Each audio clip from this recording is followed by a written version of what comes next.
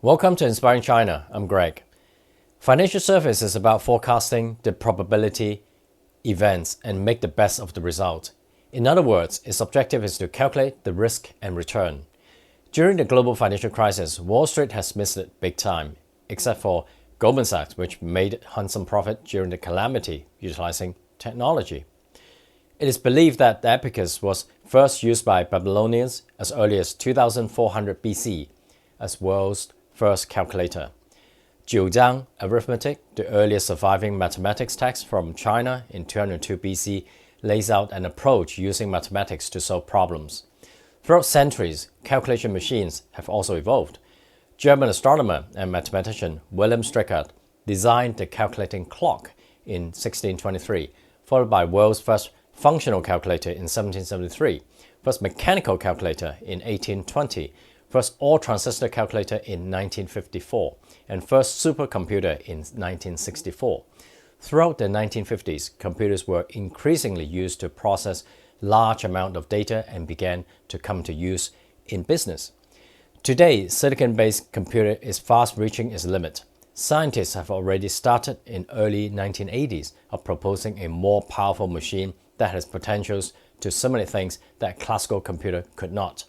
Here is the birth of quantum computing. The big difference compared to a classical computer is that a quantum computer is following a different rule set. Instead of a classical computer using zeros or ones, i.e. on or off, at one given time, quantum computing is able to work with something called qubits or quantum bits and have the special property that can be 0, 1, or 0 and 1 at the same time, which allows calculations to be performed that a conventional computer cannot. In a quantum computer, all the numbers and possibilities that can be created with n qubits are superimposed. Say if there are 3 qubits, there will be 8 simultaneous possible permutations. With 1000 qubits, the exponential possibilities far exceed those that we have in classical computing. With such feature and power, it appeals to the commercial world, especially the financial industry.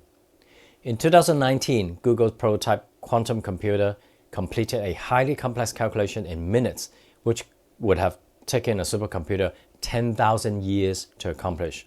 A year later, China's leading quantum research group has produced results using a system called Au-Yeung, named after the arithmetic invention, that beat the third most powerful supercomputer by 2 billion years.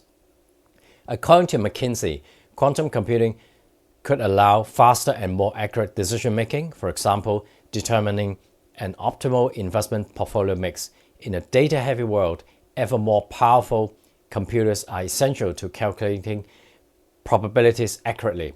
With that in mind, several banks are turning to a new generation of processors that leverage the principles of quantum physics to crunch vast amounts of data at super fast speed. Spanish leading bank BBVA has built a team of quantum computing experts to look into the potential benefits and investigating different financial use cases to compare the advantages that quantum computer can have over traditional computing. Barclays and JP Morgan have also started the experiments with IBM quantum computing technology in 2018. Last year, Korean financial group DGB has announced its partnership with its SK Telecom in launching 5G quantum encryption communication technology to enhance security of mobile banking. In 2012, China's central bank PBOC and banking regulator CBIRC has started working with University of Science and Technology in China in exploring the application of quantum technology in the financial sector.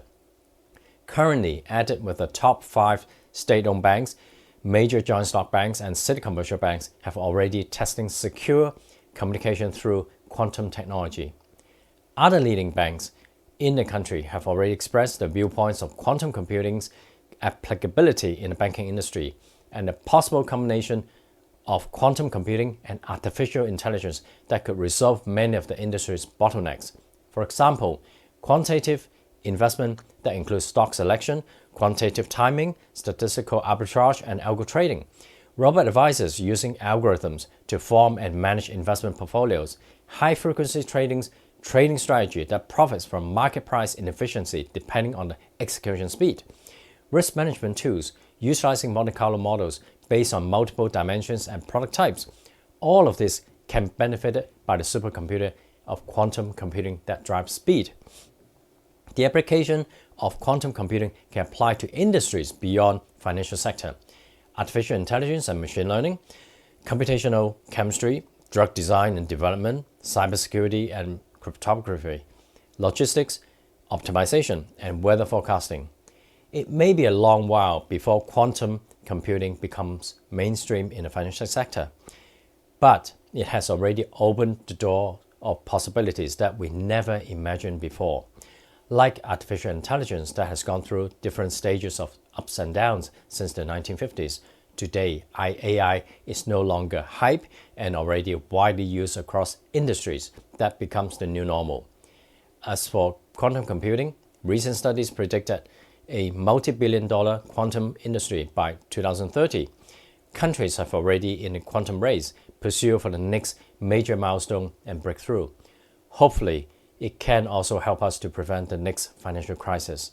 Thanks for watching. Stay tuned for more insight of China technology, business, and lifestyle on this channel.